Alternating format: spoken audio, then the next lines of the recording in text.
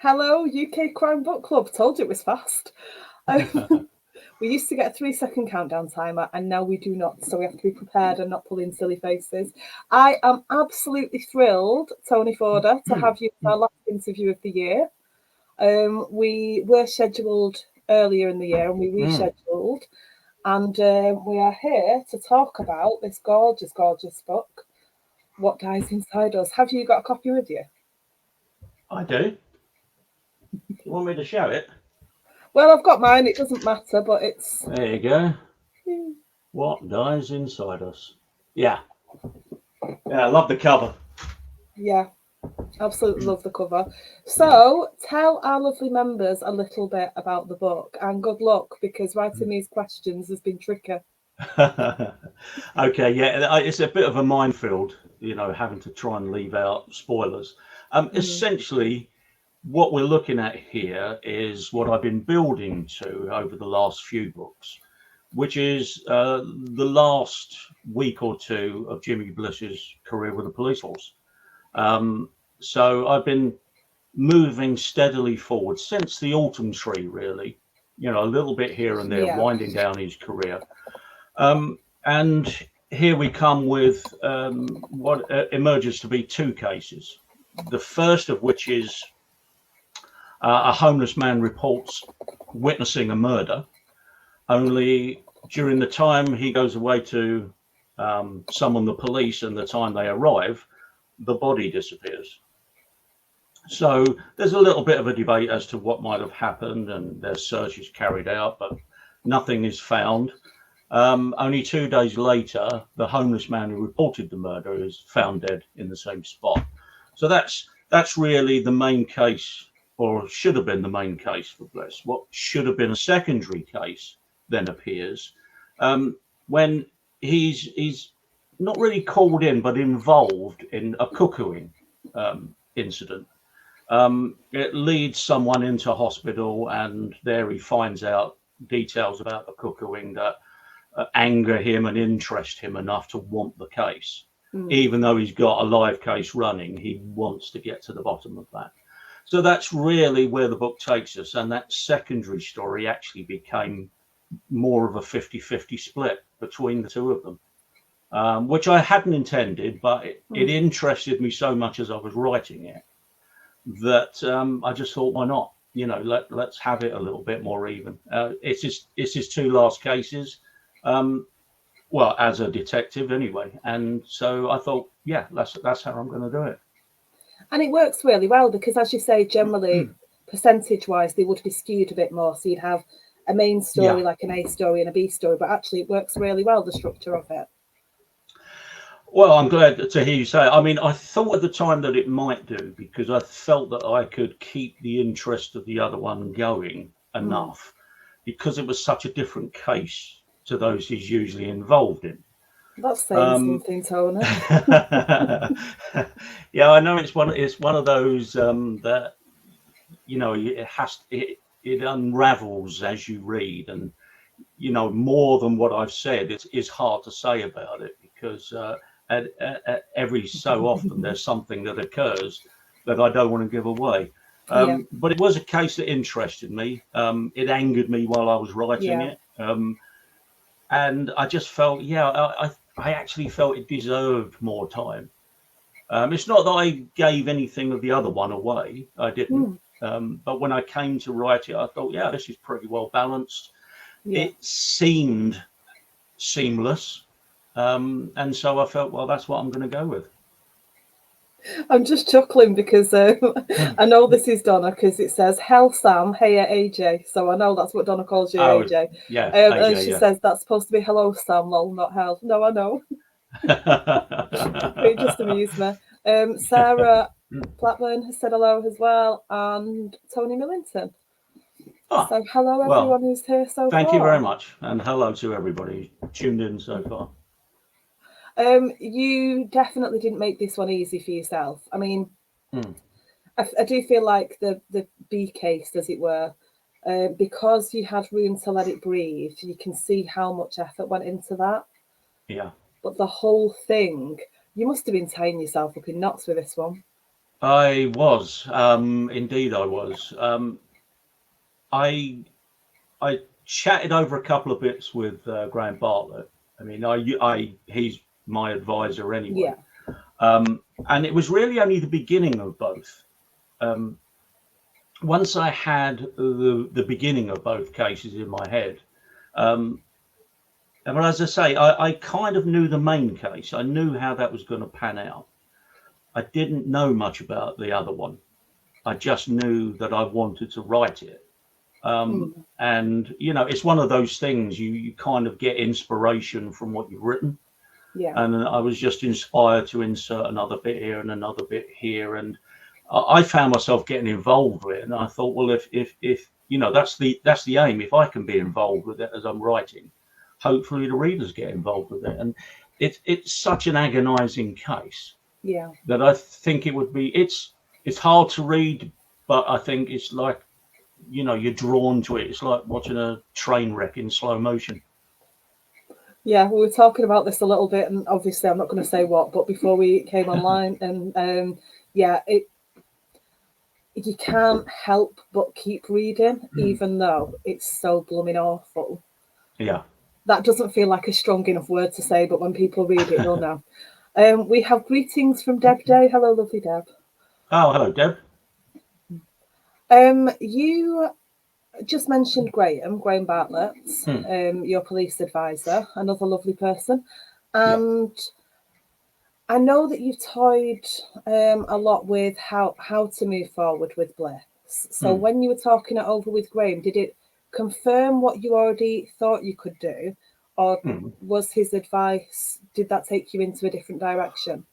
Or Well, one piece of advice certainly did. I was chatting with him about where I was going to take it, and I said to him, I've kind of thought, I'd like him to do cold cases, but then I don't really want him to wholly be involved with cold cases.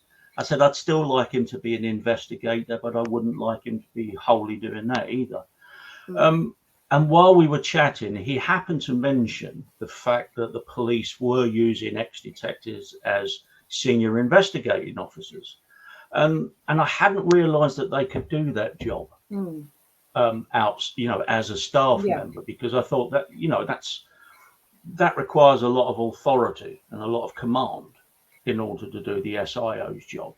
So I hadn't imagined that he'd be able to do that. But the moment Graham mentioned it, I thought, well, actually, that's kind of nice, because it means I've got to slightly change what Bliss does, but keep him with his team. Yeah. Because when he does the SIO job, he can work with his old team, which I was kind of desperate to carry on working with those characters if I could. So I thought, well, he's going to have to take a little bit of a backseat. But the more I discussed it with Graham, the more I realised there's really not an awful lot he can't do.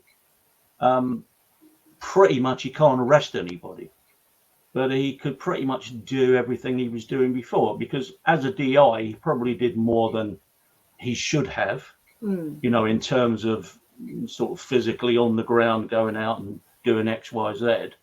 And as an SIO, he'd perhaps be a little bit slightly more desk bound, but not necessarily enough to keep him away from doing what he loves best. And one of the things that came up was that there's no, this is set a month after the last book. Yeah. So the next book is set a month after this one, What Dies Inside Us. So he's not going to change that much as a person in a month. So he's still going to want to do everything. Yeah. But also, there was no reason why, therefore, he couldn't do cold cases as well. That was kind of, I wanted him to do something. I didn't want to give up writing Bliss unless I felt it was the right time. And I didn't. After the last one, the Lightning Rod, I thought, right, okay, have I got more than one more book in me? And the more I wrote this one, I thought, yeah, clearly I had a 2-book minimum plan. Yeah. And as I worked through this one, I thought, I definitely want to write the next part, and then we'll see. But yeah, so that's really where that conversation with Graham got me into the element where I could have him as an SIO and do cold cases, and that I hoped would be a good balance. I'll find out in due course. I can't hear you, Sam. Can you hear me now? Ah, that's it. Yeah. As I tried to fix the camera, I've accidentally muted myself. It Okay. would have to start tonight, wouldn't it? Yeah, wouldn't Last it? one of the year, and the camera's as tired as everybody else. Somebody has said, Tony, you better not be on that filthy Guinness, but I can't see who said. Oh, it's Mills. Hi, Mills. And Oh, really? as well. Oh, thanks for dropping by, Mills. And yes, I am. Yeah, And I I think I'm must gonna have to ditch this awful camera. You keep going, and I'll sort myself okay. out. All right. No, I was just going to say, in addition to my Guinness, I received as a present some Guinness crisps today. I've not tried them yet, but they sound Guinness lovely. crisps? Guinness crisps, yes. I don't know how I feel about that. They, well, I don't, but I'm going to try them. I was sent them by Philip Jordan. Oh, lovely, Phil. Yeah, he sent me some crisps and a couple of little miniature bottles of whiskey, along with one of his books. So yeah, that was great. Fantastic. So yeah, Mills, he is on the filthy Guinness. I am on the filthy Guinness. I feel really far away from you now with the other camera. That's fine. I'll get closer. Right, I wrote down one line from the book that I thought, I mean, there's so many funny things in it, but this one was right near the beginning, gives nothing away, and I just thought, right, I can pick one that doesn't give anything away. If you feel the blood leaking out, go and pass out in the garden. Can you remember writing that one? Do you remember which? Oh yeah, that's to Molly. Yeah. Yeah, that's when he has to leave her to go and speak to this homeless guy, and she feigns being distraught about it, and so it leads him into that conversation. Yeah, I love the scenes with Molly. I've always enjoyed her as a character. So yeah.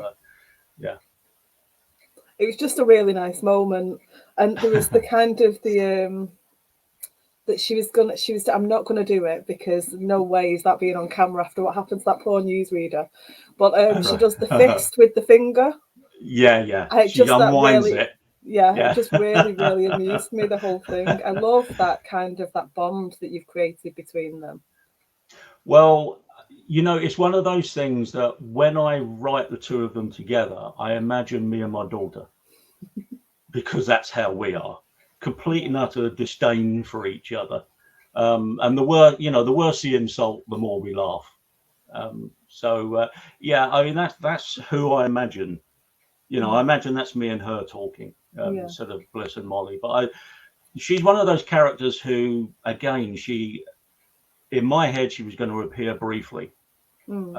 She ended up reappearing throughout that book, and I warmed to her so much that I couldn't let her go. That was just, it's kind of an aside to the book, but it feels like part of the book because of what the book represents overall, which is the end of, this stage of his life. Donna said it's AJ's wife I feel sorry for. Everybody does. Everybody who knows her feels sorry for her. I wanted to talk to you about, obviously you've had Bliss in your head for 18 years. According to your author's note, because of when the first book was written. Well, and 2005.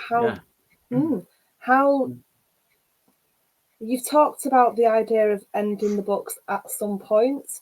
Yeah. Do you think you'd ever completely get him out of your head? He must be like another part of you after all these years.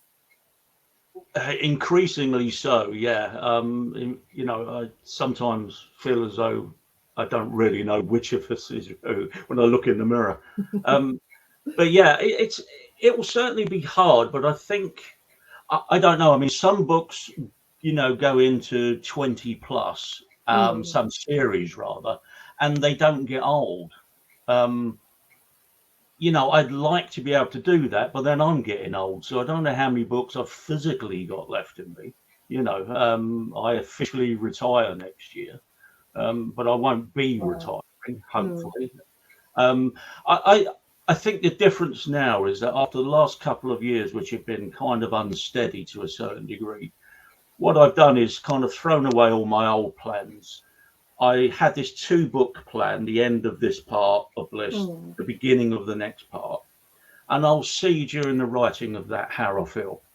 If I still feel that it's going well, and I'm kind of hoping that the new format, slightly different, will give me enough of a challenge that you know, I'll kind of pick it up and run with it. And I've written the first kind of 14 chapters now. And so far, the flow seems to be going well, and I'm really enjoying it. So I hope there's more. But you know, I think inevitably there comes a point where you have to finish it, especially when you reach my age. You know, I'm not going to carry on writing forever. I might not have the capability to. But I think what I've decided to do is I want to end it naturally. So I wrote the very last scene about 3 years ago. Yeah. And so far, it hasn't changed. Now, it might do, depending on events over the next book.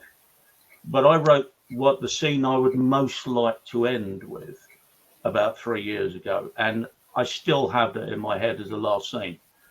So what I plan to do is write the next one. And when I'm done with it, go back over it and think, is this the time to end it and insert this final scene or not? And that's basically how I'm approaching it. I'm not going to look beyond one more book after this point. I can understand that. And I think it's really nice that you've got, at least for the moment, an idea in your head of how you'd like to wrap it up. Yeah, definitely. I want to move towards that, but it's kind of hard. You know, I've had it in my head for 3 years, and every book I think, is this going to be the last one? But while I feel good about the series, and while, you know, it's received well, you know, then I would hope to carry on. And I just don't want it to go stale. That's the main thing. I've not reached the highest standards, but whatever standard I've reached is where I'd like to stay. So that's, you know, I don't want to sort of fall off a cliff with it. I do think you've reached high standards. I remember, I know I've missed some in the middle that I need to go back to yet, but they're so easy to read, even with difficult subject matter. You know, you're keeping the pages turning, it's tightly written. I think you've got so much to be pleased with and proud of. Oh, well, I mean, I am pleased with it, and I am proud of the series. I'm proud of this. Mostly, I mean, in the main, because I opted to carry on with it when my publisher wanted me to stop it.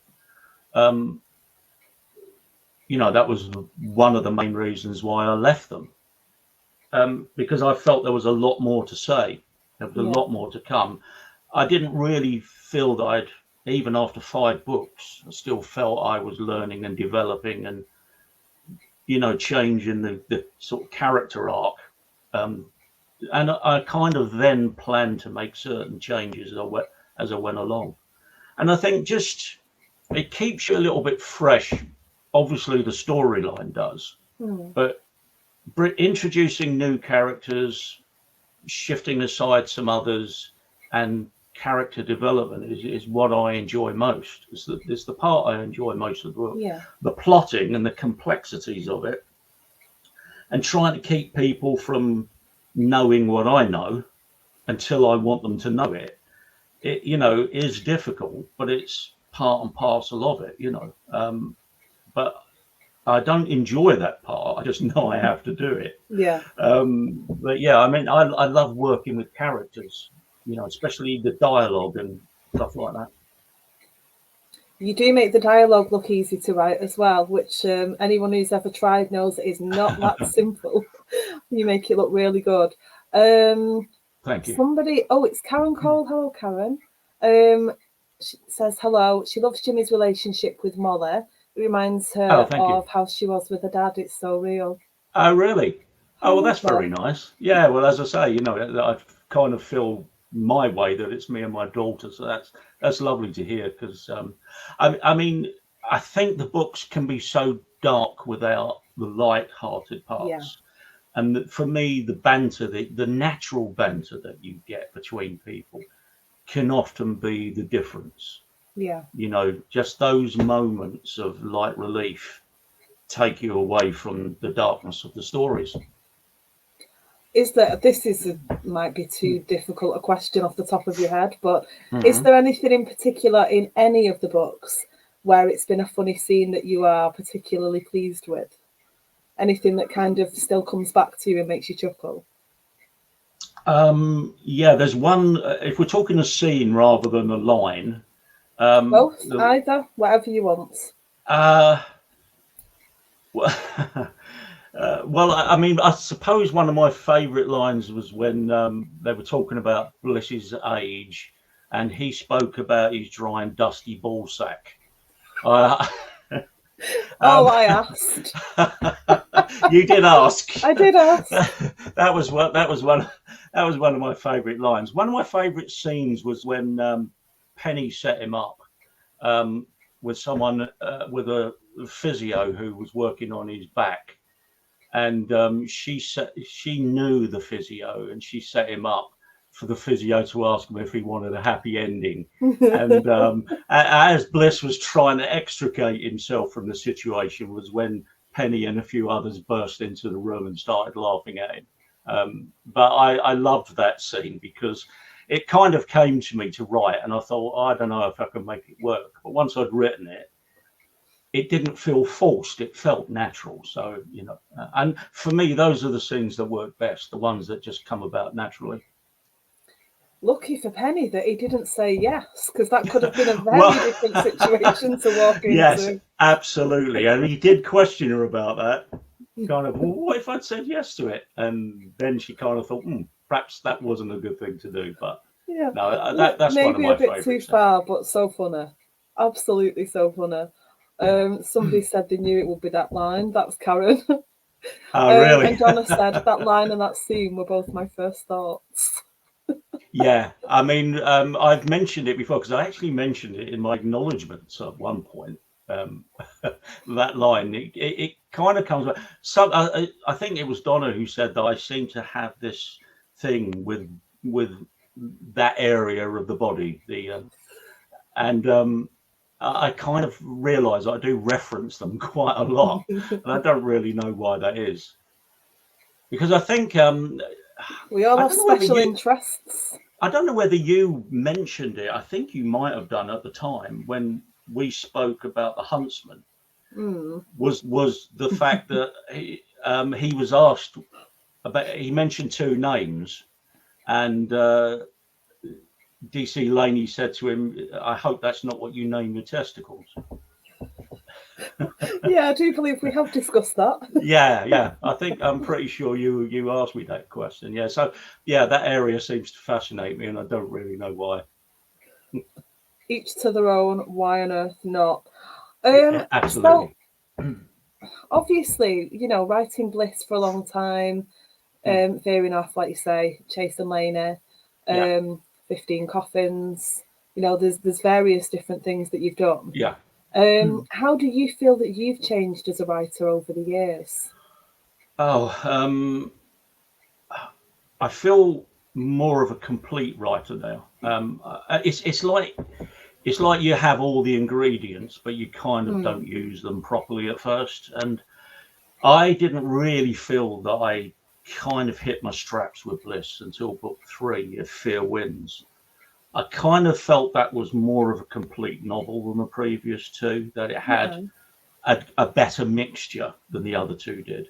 I mean, 2 was a slightly different book because of how things worked out with my publishers. But when I wrote the third one, I thought at the end of it, for me, that was a better book. And I felt that I was improving as I was going along. Yeah.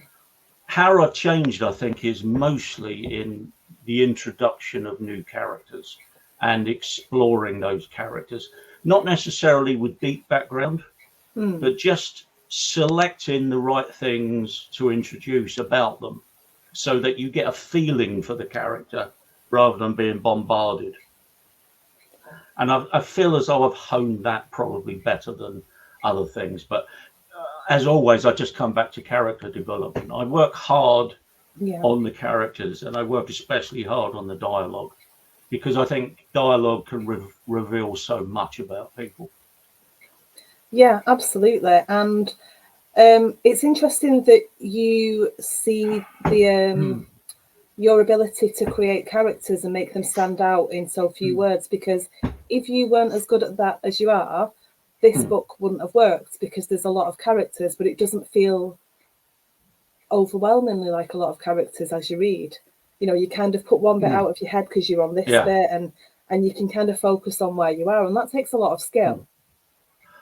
Well, thank you for saying so. I mean, you know, I'm always aware of overdoing it with characters, because, you know, invariably you have to introduce new characters every book. You have your standard team, but you obviously have your villains for the new one. But I also like introducing people from other areas. Either Bliss's team works with another area, or someone from the NCA perhaps comes in and works with them. So there's all kinds of possibilities. And yeah, you can overdo it with characters, that's for certain. So I kind of feel, you know, should I have people just flitting in and out? And I don't like to do that. Obviously, people have their roles where you might only see them once or twice. But largely, if I introduce somebody, I want to give them a bit of time.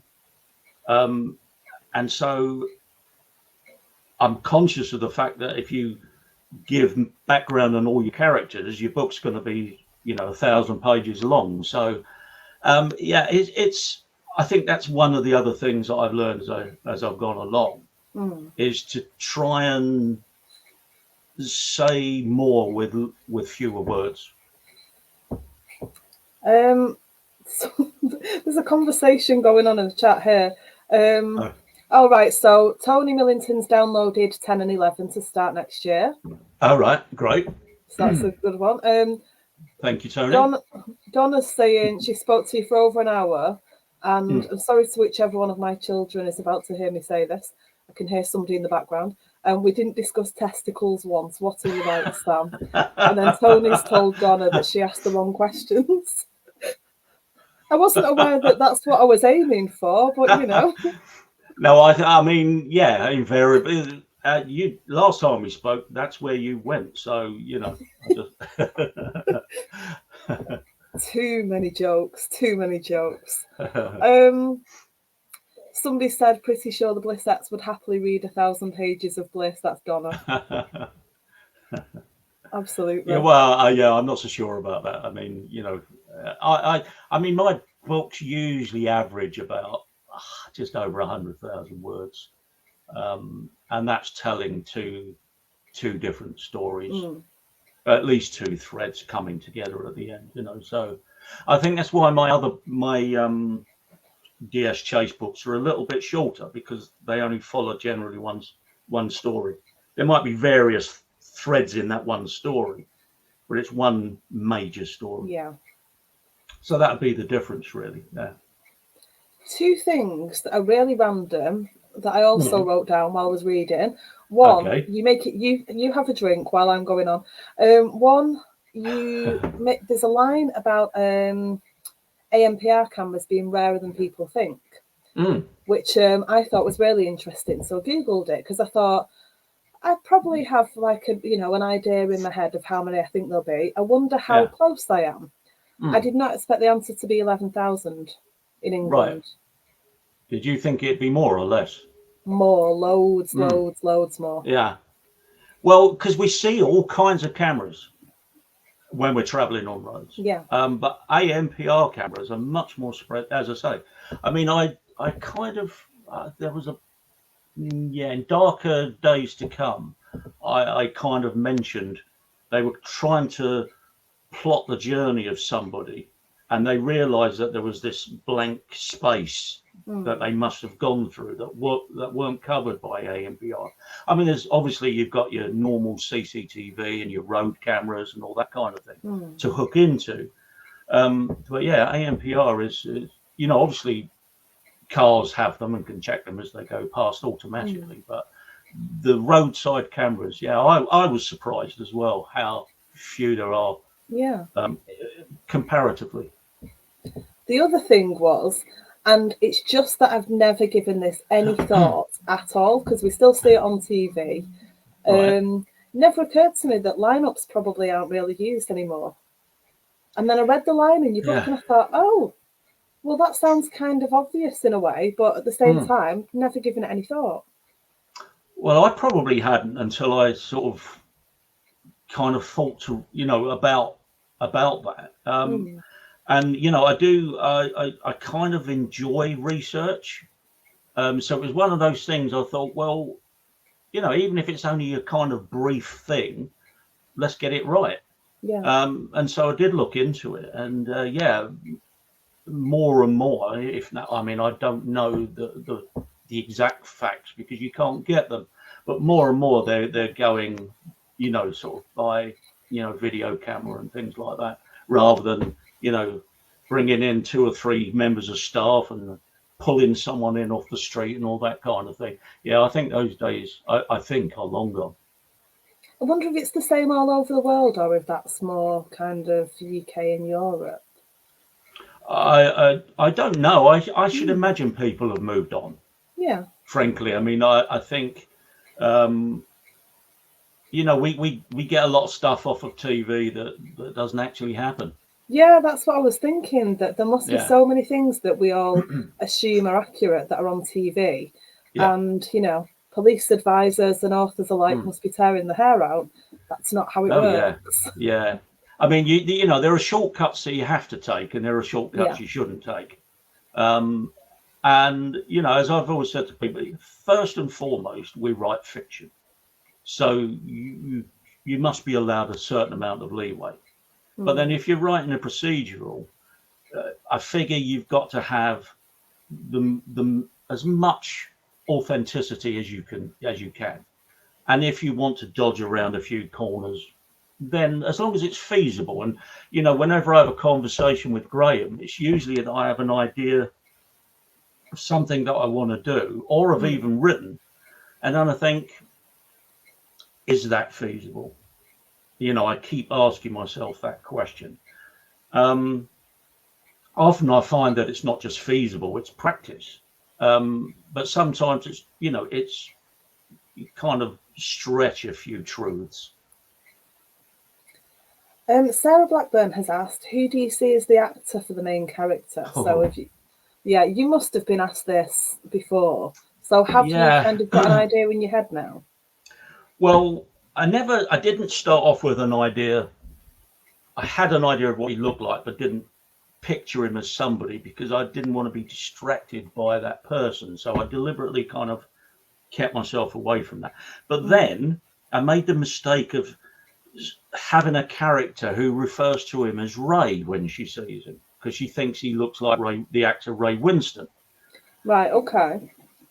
So she's a pathologist and she always calls him Ray. And of course you have to explain that.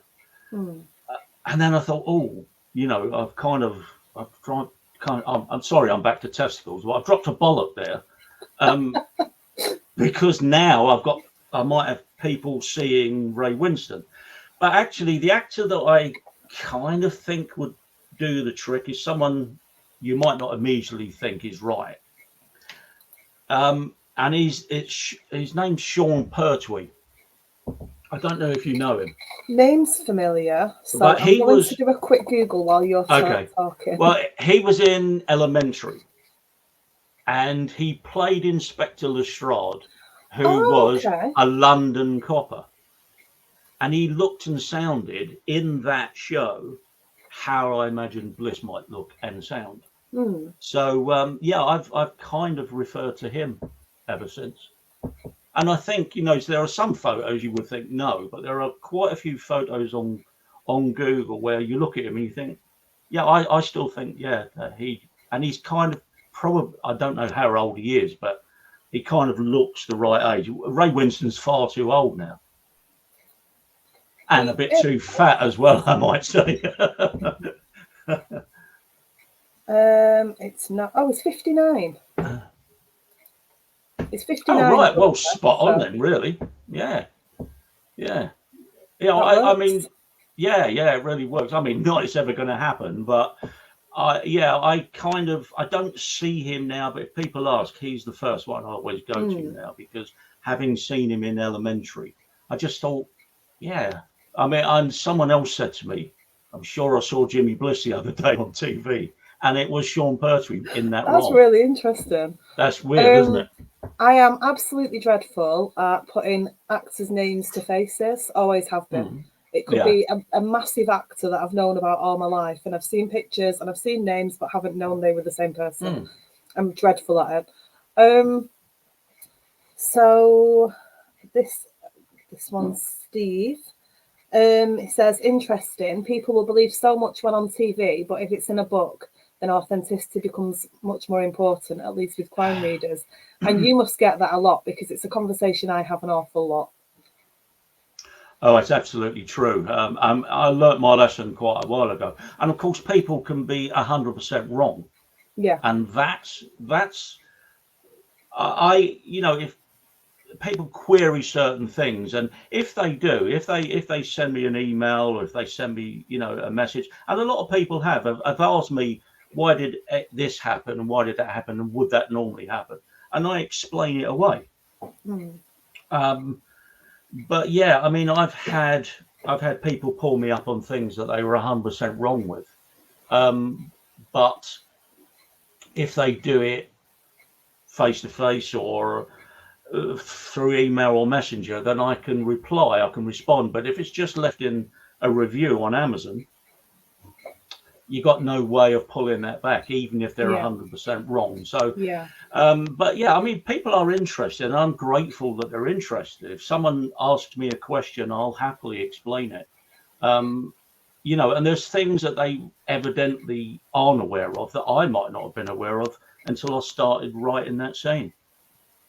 So I'm happy to sort of put people right in terms of what I know and what I've found out. And it's difficult because you look at Google and you could probably get 100 answers to the same question, which is why it helps having Graham to go to.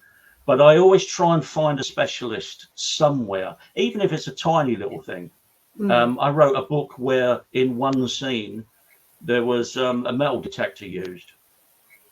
And I spoke to a guy from the Metal Detectorist Society kind of thing, just to be accurate in the piece I wrote. So I try to do that with things that might stick out. But yeah, people can sort of pull you up on something that they've seen on TV, which is wholly inaccurate. But yeah, it is more acceptable. It is more acceptable on TV because they have to cut more corners. And you need things to look a certain way, don't you? So it has explained certain things to me about pyrotechnics and things. And I know that Graham, there's a certain TV show that he refuses to watch, that he said loads of times. It amuses me because I can sit and watch something or read something.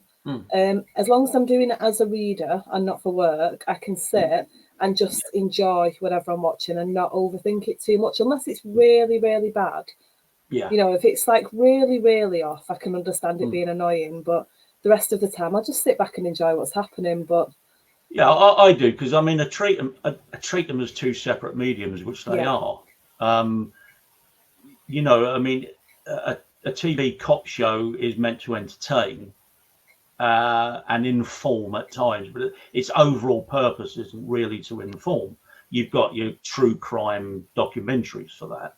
A TV show is there to entertain, and if they need to cut corners in order to tell that story, then they will do. DNA turning up an hour after they've asked for it, that kind of stuff. But it's all part and parcel of that medium. You can't get away with it in books. It's quite a shock finding out after, all those years that I watched CSI before I really got back into crime reading.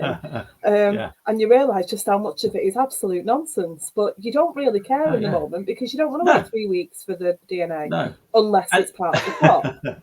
Exactly. Yeah. Yeah. If the delay is part of the plot, which makes the plot work. But yeah, it's like, I mean, the IT stuff that they do, the tech stuff that they do is far beyond what they actually have. How they're able to pull in on a set image and make it perfectly clear and all that kind of thing. It very rarely happens. But it's just, yeah, it's kind of, you go with it, don't you? Yeah. I mean, I don't know about you, but I switch that part of my brain off as much as possible when I'm I've watching had to TV. learn to do that, yeah. Yeah. And especially if it's a TV show or a film based on a book you've read.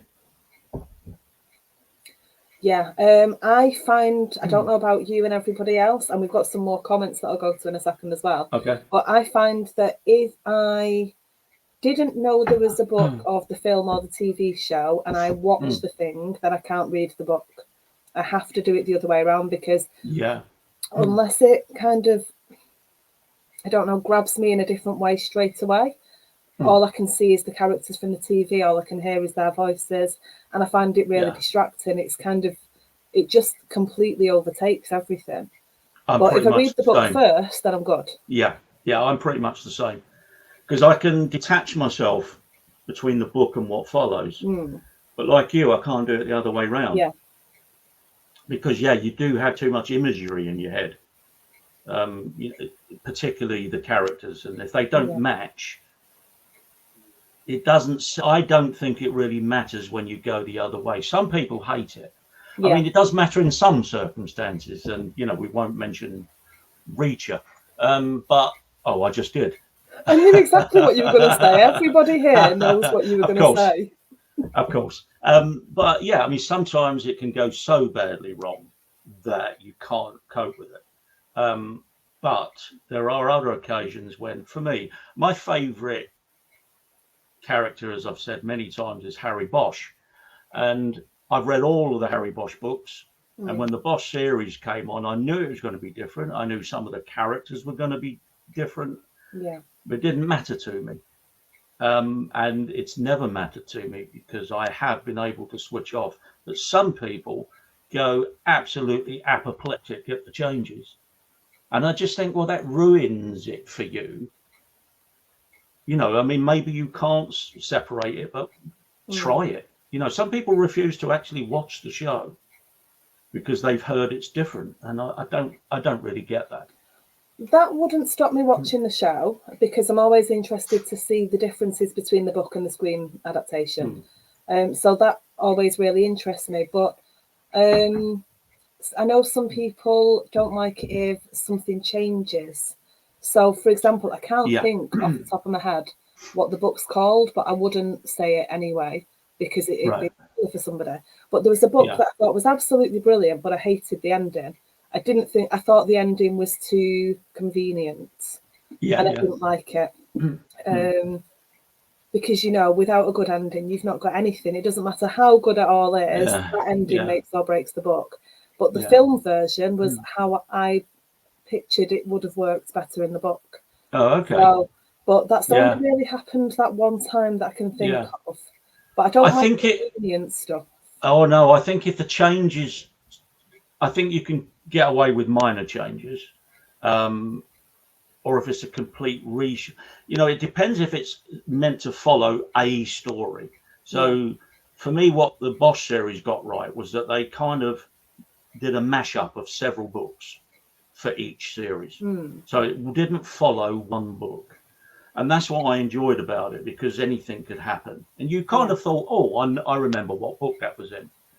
But you didn't necessarily have to follow the way you remember the book because you knew it wasn't going to. Yeah. I think if you sit down and watch something and you expect to see a visualized form of the book, then often you can be disappointed.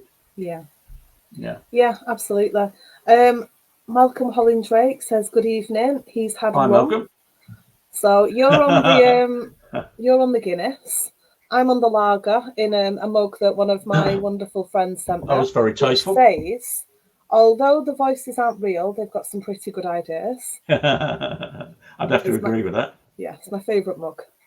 It's the one I use for the interviews. I don't use my UKCBC mugs; they're just on the shelf behind me. And I used to rotate other mugs that authors had sent me through, but this one holds the most. And it disguises the fact that you're drinking lager. Well, it's become a running joke, the disguise of the mug, because everyone knows what's in the mug. Whatever I've got in it, I'm very honest about it. But it was from working at a school, not wanting the kids to get a picture of me with an alcoholic drink. Right. But I don't work there now, so I could literally go to, whatever. But you might as well I'm clumsy as well. I like the actual chunky handle. So I'm really clumsy, and there's a lot of paper on my desk. Sarah's on the rosé. Right, let's go back. We've got a comment from Steve that says, well, that's even more interesting. I tend to believe writers and what they write, especially Brit crime writers, because of the research they do. That is, unless it's something too far out there, which I've come across maybe only a few times. I'd say people are really good at reading the room with the readers, aren't they? You have to be. I think so. Yeah. I mean, I was naive when I started. I must admit, there are things in sort of Bad to the Bone, the first Bliss book, which I probably wouldn't write now. But yeah, I was a bit naive as to how much readers took on board in terms of procedure and things that they felt. Now, as I've said before, that they can be as wrong as we can be sometimes, and are quite vociferous about it. But at the same time, you do recognise the fact that they're becoming very astute about what really goes on. Yeah. And because there's a load of sort of true crime documentaries around that show you what happens. So people are on the ball, and you have to be equally on the ball. So I think in writing, you're very conscious of the fact that people are out there, and you want, in terms of procedure, if I'm going to write something, as I said to you before, I want it to be as accurate and as authentic as it can be, even if I might slightly change things around to suit the plot. Yeah, it's fair enough. Sarah has asked what I believe is her favourite question of the moment. What will your Google search history say about you if the police come round? Oh, we're all in so much trouble, Sarah. Oh, I dread to think. I mean, we've already, no. Lock us away and chuck away the key is what's going to happen. Yeah. No, I think, every writer will be the same. They would dread having that pulled out because just simply because there's a lot of stuff that you research that might not even make the book.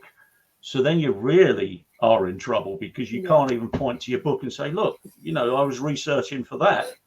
Like if you don't include it, and there's bits and pieces that I've looked at, but there's some horrible things that you have to research if you're going to do it properly. Yeah. Really horrible things. I mean, from the last book, and there's some stuff that I had to research was ugly. I mean, I avoid the graphical version if at all possible, unless I have to see it. Yeah.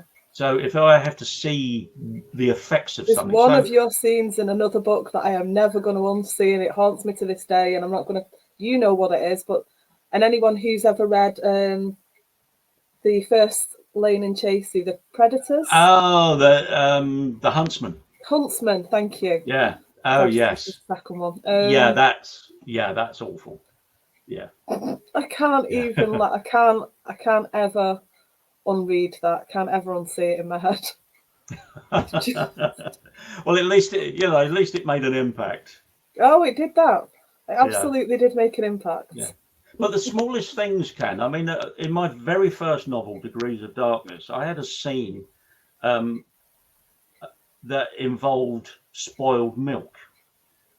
And there were a number of people said to me that they never wanted to drink milk again because of this one scene. You think that's the most innocent thing. And I actually swapped that for a much more raw and visceral scene. And I thought, well, that's harmless, except it's somewhat repulsive. But a lot of people said to me, "Oh no, I don't think I'll ever be able to drink milk again." So you never know what's going to get to people. Isn't it funny what people find reading about happening to other human beings, but a bit of spoilt milk? That's Oh, and of course the humans versus animal debate. I mean, there's only one winner there, and that's animals. We're not even going there, Tony. I've not abused an animal. I would not recommend that you ever do. No. There's no coming back from that. No, I did have one killed in the first chapter of the book, but that's by the by. I didn't describe it. Yeah, no, you couldn't. Somebody's commented. I can't see who it was. Oh, Mills. Smallest things after talking about the huntsman. # I'm dead. Yeah, there's so much there. I'm just trying to look who's made the comments. Rebecca Collins says hello. Hello, Rebecca. Hi, Rebecca. Somebody said leave the animals alone. The comments are going that quickly now. That's Mills. That I'm missing who's actually saying that. Oh, yeah. I imagine Mills would be on there about animals. Yeah, I'm not touching animals. Not in any way. Livia says hello. Hello, Livia. Not seen you for a while. Mills is either Donna or Mills is on the chocolate and the other one's on squash.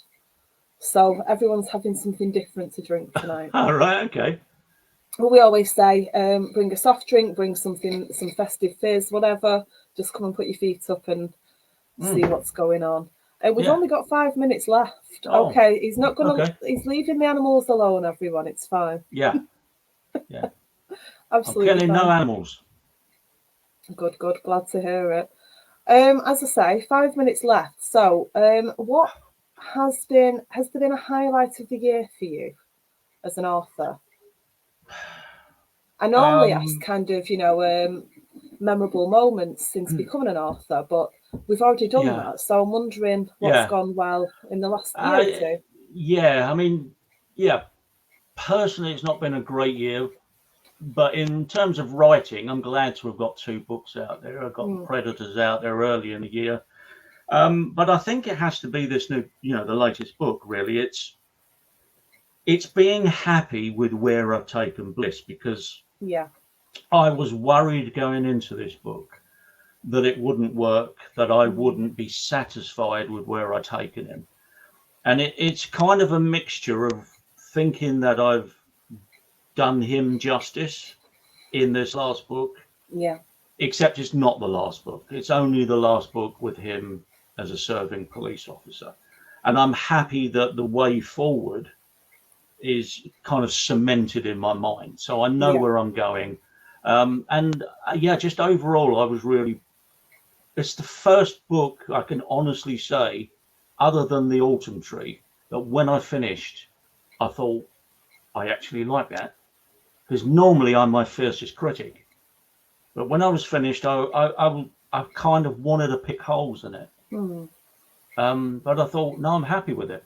I'm happy with it as it is. And I'll make minor changes if people think there's massive plot holes or, obviously, get typos sorted out. But other than that, I was really pleased with where I'd brought him to date. So, that was the highlight for me, getting that right. And you must be really, really pleased, because we talked about this a little bit earlier and you've just touched upon it again. But the fact that you've spent such a long time deciding what you were going to do next, and you agonized over it. It's not been an easy thing. You genuinely thought you were going to have to let Jimmy go. Yeah. And so to have put so much time and effort and to have come to a happy conclusion, a happy ending, if you like, then that's nothing wrong with a happy ending, that's for sure. No, it is. It's immensely satisfying and for me, the one absolutely unexpected thing is people saying so many people saying they think it's my best book. Now, I wouldn't necessarily agree with that. I think it might be close, but I kind of have my other likes and dislikes. But I never expected anybody to say, I think this is your best book so far. I never expected that at all. So I'm giggling because apparently I've gone a bit pink. Mills is saying, ha ha ha ha ha, happy ending, you two kill me. And it's Donna saying, I've got a bit pink. It's the camera, honestly. I had an interview last week with Chris McDonald, and all the way through I kept thinking, I'm really, really warm, and I can see my face getting redder and redder, but I've turned the heater off. What is it? Hadn't turned the heater off. I'd turned both things on, and then sat here for an hour next to the radiator, wondering why I was bright red. Yeah. So, no, tonight it's just a dodgy camera. You might be a bit flushed, but no, nothing worse than that. It's all that lager you've been drinking. I think it's just the dodgy camera. I can't believe my favourite camera flickered. The built-in one's well, you can see built-in one's dreadful. I look a bit purple. You don't look purple. We have got 2 minutes left, and I've only had one lager. It's not even finished yet. It's still in there. There's a bit in there. I think there's Donna's someone saying, yeah, we believe topping it up in the background. No, I did that once, and Lucy Sampson told me it sounded like, because I'd forgotten to mute the mic, it said, Sam, it sounds like you're having a wave. I don't top up anymore. I've got water if I run out, or if I'm just drinking water as well. I really want to thank you, because obviously you weren't well and we moved the interview, but I love the fact that you're the last one of the year. Yeah, that's a nice spot to fill. I'm glad of it. But thanks for having me after I kind of put you off twice because I was ill. I was glad you could fit me in. Thank you for sort of giving up your evening and doing this, because I've really enjoyed it. Welcome. I've been looking forward to it for ages. So, it should have been 2 months ago. I'm happy with this slot because the book's known by now, and we've probably spoken more about it now than we could have before. Yeah, that's true, because we would have been even more tentative about discussing the topics before. Yeah. Steve says, Tony, so good to see you and hear where you are with the writing. And this was just a stellar interview, Stan. Thank you, Steve. How lovely. Oh, yeah, thank you, Steve. It's nice, isn't it? Because we've got to know each other over the last couple of years. So it doesn't feel like, you're not an author I've just met. It's nice, and I know I can be a bit cheeky. Yeah, it's nice and relaxed. I wouldn't dare. No, it's nice when it's this relaxed, because you're just chatting, really, aren't you, about a subject that you both enjoy. So, what could be nicer? Nothing controversial apart from the dead animals. Congratulations on another blooming brilliant list book, List 11. What Dies Inside Us. So, tell us that we didn't even get to the... If you've got a minute, talk to us about the quote at the beginning, because it made me wonder if you've read other things by Norman Cousins. Did you already have this quote in your head? So it says, death is not the greatest loss in life. The greatest loss is what dies inside us while we live. And I thought, how beautiful. And I wondered, did the quote come first, or did you look for the quote after the book was written? I don't know where I got it from originally. I don't think I read more of his stuff, but I was aware of this quote, not the full version. I kind of probably got it mixed up in my head a little bit, but I was aware of it, and I kind of, it's always stuck in my mind because I think it is a lovely quote. And when I read it and that particular piece of it, I thought it was just a perfect way for how I felt where Bliss was. It just seemed to sum up where he was and that book in particular. And I thought, I can't not use it. So I was happy to do that, because I think, that inspired the title, definitely. Yeah. And it's the perfect quote to open with. And what a title, because you get all kinds of imagery just from those 4 words before you even start reading. It's just perfect. Yes. It just all came together in this one, quite frankly. I couldn't have asked for anything more from anybody who was reviewing it. The cover designer, everything just went well for this. And considering I wrote it in a very different way to how I usually write books, it just came together, as I say, better than I could have ever anticipated. And I'm just, thank you to everybody who picked it up and read it, reviewed it, and I wish everybody a happy Christmas and an improved 2024. Oh, we need one of those. Yeah. Thank you everyone so much, and Tony again. I'm thrilled that we finally got to do the interview so this am I. year. And thanks to everyone who came on tonight, and you know, hopefully some people will be watching afterwards as well. So, And thank you Merry very much, Christmas, Sam. everyone. Yeah, Merry Christmas, and thank you for having me, Sam. Anytime.